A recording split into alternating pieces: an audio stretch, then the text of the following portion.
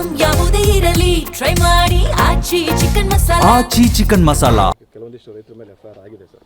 ಆಗ್ತದೆ, ನ್ಯಾಚುರಲ್ ಅದು. ಪೊಲೀಸ್ ಇದು ಏನು ಸರ್ಕಾರಿ ಅಧಿಕಾರಿಗಳ ಮೇಲೆ ನೀವು ಕೈ ಮಾಡಿದ್ರು ಆಯ್ತದೆ, ನಾನು ಕೈ ಮಾಡಿದ್ರು ಆಯ್ತದೆ.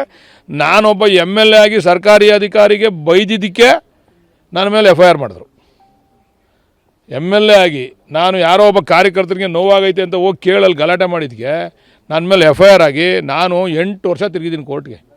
ಅಲ್ಲಿ ಕ್ಷಮಾಪಣೆ ಕೇಳಿ, ಇಲ್ಲ ಇನ್ನು ಮುಂದೆ ನಾವು ಅಧಿಕಾರಿಗಳ ಮೇಲೆ ಹಿಂಗೆ ಮಾಡಲ್ಲ ಅಂತ ಕೋರ್ಟ್ ಮುಂದೆ ಕ್ಷಮಾಪಣೆ ಕೇಳಿ ಮಾಡಿದ್ದೀನಿ.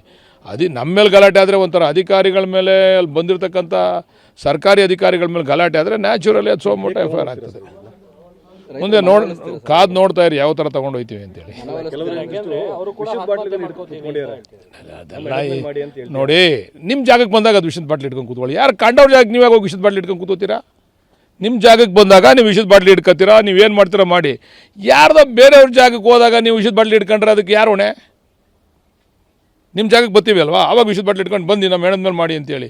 ಯಾರೋ ಪಾಪ ಅಮಾಯಕರು ನಮಗೆ ಮಾಡಿಕೊಡಿ, ನಮಗೆ ಸಾಕಾಗಿದೆ ಇದರಿಂದ ಅಂತೇಳಿ ಬಂದವ್ರ ಮೇಲೆ ಅವ್ರ ಜಾಗಕ್ಕೆ ಹೋಗ್ಬೇಕಾದ್ರೆ ನೀವು ವಿಷದ ಬಾಟ್ಲಿ ಇಟ್ಕೊಂಡು ಕೂತ್ಕೊಂಡ್ರೆ ಹಂಗಾರೆ ಎಲ್ಲೂ ಮಾಡಲೇಬಾರ್ದು ಅಂತನಾ?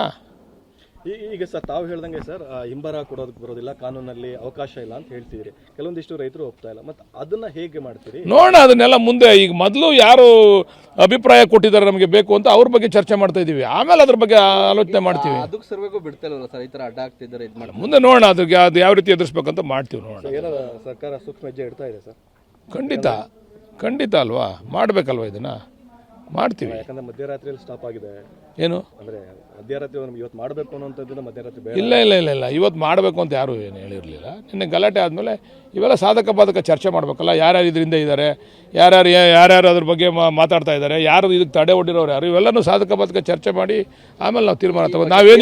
ನಾವೇನು ತರಾತುರಿಲೇ ಇಲ್ಲ, ಮಾಡಿಬಿಡ್ಬೇಕು ನಾವು ಈಗ ನಾಳೆ ಮುಗಿಸ್ಬಿಡ್ಬೇಕು ಅನ್ನೋ ತರಾತುರಿಲಿಲ್ಲ, ಹಂತವಾಗಿ ಮಾಡ್ತೀವಿ. CM ಗಮನಕ್ಕೆ ತಂದಿದ್ದೀರಾ ಸರ್? ಇಲ್ಲ ಏನ್ರಿ ಇಂಥ ದೊಡ್ಡ ಇಶ್ಯೂ CM ಗಮನಕ್ಕೆ ನಾನು ತರೋದಲ್ಲ, ಅವ್ರು ಇಂಟೆಲಿಜೆನ್ಸ್ ರಿಪೋರ್ಟ್ ಅವರೇ ತರ್ತಾರೆ.